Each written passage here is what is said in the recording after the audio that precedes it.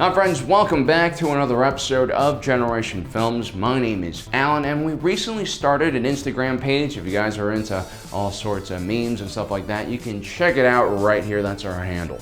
We spent a lot of time talking about how well-trained and equipped Mandalorians are at their job, which mainly involves destroying fools with extreme prejudice.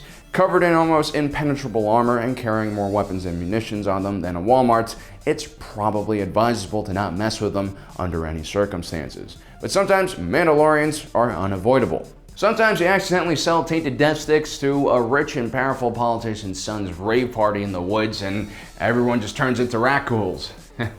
It's not my fault, Will Huff, that you spent more time torturing rebels and building super weapons than you did talking to your kid. Who knows, maybe if you'd spent more time with Steve, let's call him Steve, maybe if you'd spent more time with Steve and actually told him that you loved him, then he wouldn't be running around in the subway system right now, cannibalizing homeless people. So anyway, sometimes we're trying to teach a powerful father the importance of loving his child by selling his child tainted death sticks you bought during the Pike Syndicate's Black Friday sale on Kessel, and you get a massive bounty on your head. A bounty so large that you even thought of collecting it maybe for yourself. These large sums of credits usually attract all types of bounty hunting scum, but also the cream of the crop, Mandalorian bounty hunters. So how does one survive an encounter with one of these uber warriors? Well, to defeat a Mandalorian, you first have to think like a Mandalorian. Mandalorians are the best warriors because they were also the most prolific fighters in the world. And it wasn't just their intense training or rugged armor that allowed them to experience more battles than the average fighter. It was the way they saw combat as not only an art, but also a lifelong study. Mandalorians are incredibly smart fighters, and despite their appearance, don't just run headfirst into enemy lines. A quick look at the Mandalorian's gear and you'll realize that he or she is perhaps one of the best prepared soldiers in the galaxy. Along with their main weapon and sidearm, they also have many different redundant weapons as well, some of them which are hidden or bolted onto their armor. The Mandalorians have access to a crazy amount of numbers, and this really gives them a lot of options to surprise their enemy because you never know where their attack is going to come from. These warriors were experts in finding holes in the enemy's defense, and so your best bet against Mandalorians is to think in that same way and use their own strategy against them. You'll notice that most of the Mandalorians' weapons are designed to fight humanoids, whether it be a self-righteous Jedi who's running around kidnapping Force-sensitive babies, or some dangerous pirate king who believes that you can only truly understand someone by taking a bite of their flesh. Most of the Mandalorian tools are designed to fight individuals on two legs, ranging from Ugnaughts to Wookiees. Now, Mandalorians are very versatile fighters, but even they have to specialize in one thing, because if you don't specialize, you're pretty much just kind of okay at everything, which doesn't make you an elite warrior. And Mandalorians are specifically focused at taking out other humanoids.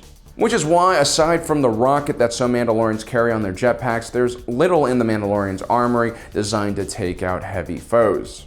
This is why we see the Mandalorian kind of struggle when it comes to defeating larger foes like a Mudhorn, which is probably the weight of around 10 Wookiees. A lot of creatures in Star Wars like the Mudhorn are quite resistant to blaster fire and are extremely hard to stop in full charge thanks to all of their weight and momentum. Now, had his disintegration rifle been working properly, I'm sure the Mudhorn would have been screwed. The same thing goes for the blurgs that almost killed him in the first episode. But unfortunately, the Mandalorian isn't able to get a shot off, and that's because of how the disintegration rifle is designed. It's certainly viable for hunting large game, but it's breech-loaded, mounted with the scope, and clearly made for long-range combat. It's for a sniper or hunter who's been tracking prey from afar, and not for an individual who's just been dropped into a pit with a wild animal.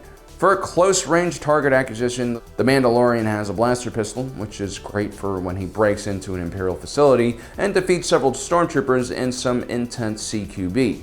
But it's underpowered against larger and stronger foes. For some reason, it seems like wildlife gives Mandalorians a lot of trouble. Even Jango Fett, the Mandalorian who could choke Jedi to death with his bare hands, also seemed to have problems with monsters and other larger critters. His son Boba Fett, who was also regarded as one of the deadliest men alive, became a victim of a Sarlacc. So a very unexpected strategy that you could use successfully against Mandalorian is to bring some unexpected allies to help you out, like a large pack of wild animals, whether it be Dogs or giant Rancors. It's the one fight that the Mandalorian probably has not prepared for because Mandalorians hunt humanoids and bounties, not wild animals. It's also rumored that one of the main reasons why Santa Claus still has reindeer pull him around despite protests from animal rights groups is because he likes to use them as an anti-Mandalorian deterrent. Apparently, Santa Claus has a pretty big weakness for gambling and sabak, and he pissed off a bunch of crime lords when he left an Amazon Echo beneath their Christmas tree instead of the thousands of credits that he owed them. Plus, do you really want Jeff Bezos in your house listening to everything you're saying?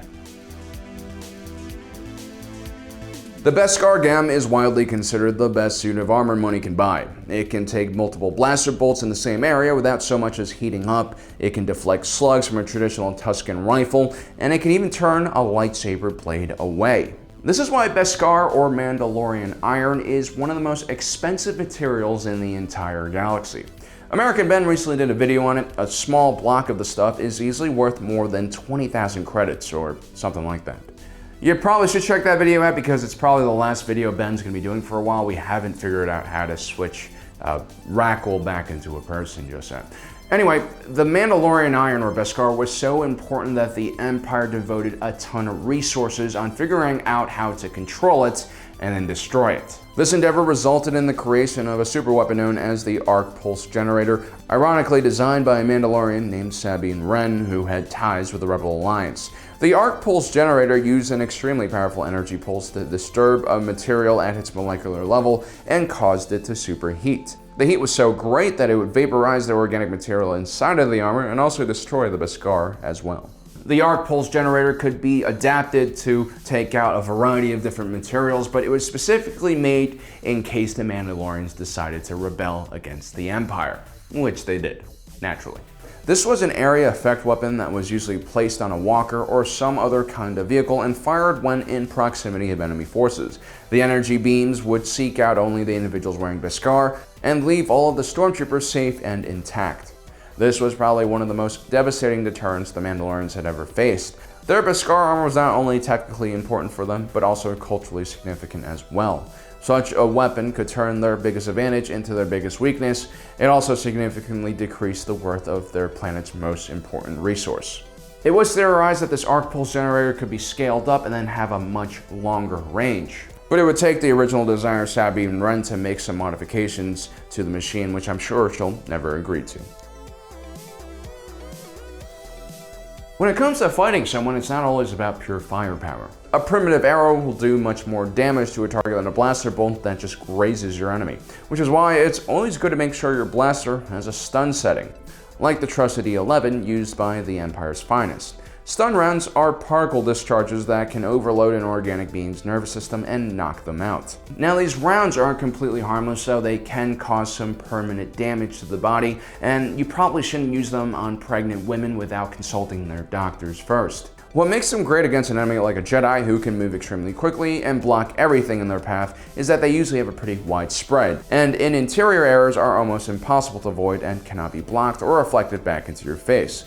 It's for the same reason why a stun round is a great tool when fighting against a Mandalorian. Because yes, stun rounds do work on their armor, as do ion rounds.